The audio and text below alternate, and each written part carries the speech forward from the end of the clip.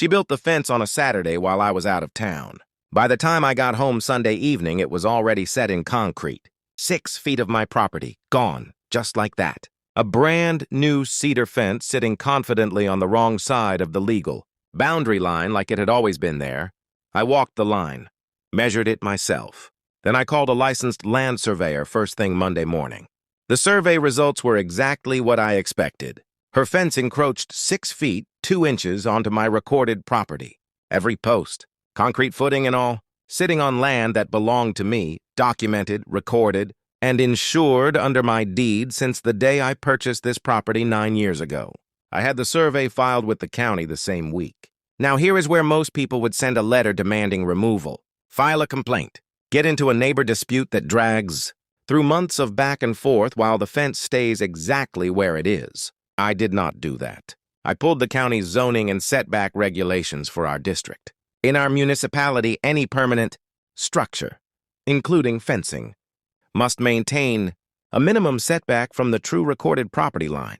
Her fence, now documented as sitting on my land, meant her entire backyard layout had been designed and built around a false boundary. Her patio had a pergola, her garden beds, her storage shed, all of it positioned relative to a fence line that was illegally placed on my property. I did not ask her to move the fence.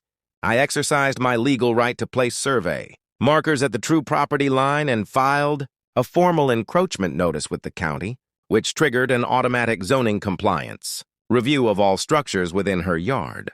Relative to the actual boundary, her shed failed setback by 4 feet. Her pergola failed by 2. Her patio extension sat partially on my land.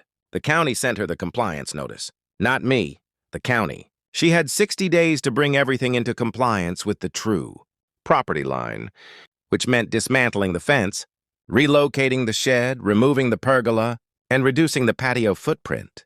Her backyard went from a landscaped showpiece to a compliance demolition project. In 60 days, she lost everything she had spent 3 summers building. I never raised my voice, never knocked on her door, never sent a single angry message. I just filed accurate paperwork with the correct government office and let the law do what the law does. The survey markers are still there. My 6 feet are back. Her yard looks like a fresh construction site. Some people build on land they haven't measured. I measured mine before I ever planted a single thing.